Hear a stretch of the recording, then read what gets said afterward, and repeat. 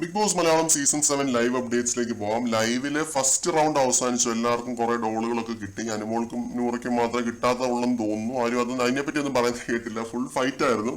അനീഷ് ഷാനവാസ് ഒക്കെ തമ്മിൽ ഫൈറ്റ് ചെയ്യുന്നുണ്ട്. പിന്നെ അതേപോലെ തന്നെ അനീഷ് ആദില തമ്മിൽ ഫൈറ്റ് ചെയ്യുന്നുണ്ട്. ലക്ഷ്മി അക്ബർ തമ്മിൽ ഫൈറ്റ് നടക്കുന്നുണ്ട്. ഇതിന്റെ ഇടയ്ക്ക് അനുമോള് പോയി അക്ബറിന്റെ അടുത്ത് നീ കുണം പിടിക്കില്ലടാ എന്നൊക്കെ പറയുന്നുണ്ട്. പിന്നെ ഈ ഒരു ഗ്യാപ്പിൽ അനീഷ് അവിടെ ആ സൈഡ് നിൽക്കുകയാണ്, കൺവെൻറ്റർ ബെറ്റിന്റെ അവിടെ തന്നെ നിൽക്കുകയാണ്. അപ്പൊ അനീഷ് പറയുന്നു, എന്റെ ദേഹത്തുനിന്ന് ചോര പൊടിഞ്ഞാൽ ഞാൻ എല്ലാത്തിനും തിരിച്ചു തന്നിരിക്കും, തിരിച്ചടിച്ചിരിക്കുന്ന അനീഷ് അവിടെ നിന്ന് മാസം ഇറക്കുന്നുണ്ട്. അപ്പോ അതിൽ പറയുന്നുണ്ട്, ഇയാൾ എന്നെ ഭീഷണിപ്പെടുത്തുന്നു ബിഗ് ബോസ്, ഇയാൾ എല്ലാവരെയും ഭീഷണിപ്പെടുത്തുന്നു ബിഗ് ബോസ് എന്ന് പറയുന്നുണ്ട്.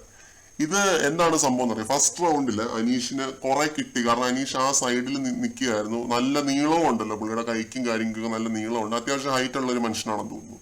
അപ്പോ നല്ല രീതിയിൽ തന്നെ ആ ഒരു ടാസ്ക് ചെയ്യാനായിട്ട് അനീഷിനെ കൊണ്ട് സാധിച്ചു. എനിക്ക് തോന്നുന്നു ഒരുപാട് കിട്ടിയിട്ടുണ്ടെന്ന് തോന്നുന്നു ഡോൾസ്.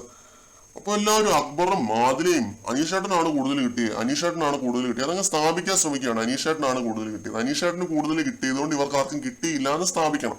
അപ്പൊ അതിനായിട്ട് ഇത് തന്നെ പറഞ്ഞുകൊണ്ടിരിക്കുകയാണ്. അപ്പൊ അനീഷ് പറയുന്നുണ്ട്, അനീഷേട്ടന് മാത്രം കൂടുതൽ കിട്ടിയാൽ നിങ്ങൾക്ക് എല്ലാവർക്കും പ്രശ്നം, വേറെ ആർക്ക് കൂടുതൽ കിട്ടിയാലും ഒരു കുഴപ്പമില്ല, അനീഷേട്ടന് കൂടുതൽ കിട്ടിയാലാണ് പ്രശ്നം എന്ന് പറയുന്നു. അപ്പൊ അതിന്റെ ഒരു ആഫ്റ്റർ എഫക്റ്റ് എന്നോണമാണ് ഇത് പറഞ്ഞത്. അപ്പോൾ ഇങ്ങനെ പറയുമ്പോൾ ഒബ്വിയസ്ലി രണ്ടാമത്തെ റൗണ്ട് വരുമ്പോൾ എല്ലാവരും ഇടിക്കും. അനീഷിനെ ഇടിച്ച് തള്ളി മാറ്റി സാധനം എടുക്കും. ചിലപ്പോൾ കക്കാൻ വരെ ചാൻസ് ഉണ്ട്. കാരണം ഇത് കള്ളം ചെയ്യാൻ പറ്റിയൊരു ടാസ്ക് ആണ്, ഇത് കട്ടെടുക്കാൻ വേണമെങ്കിൽ.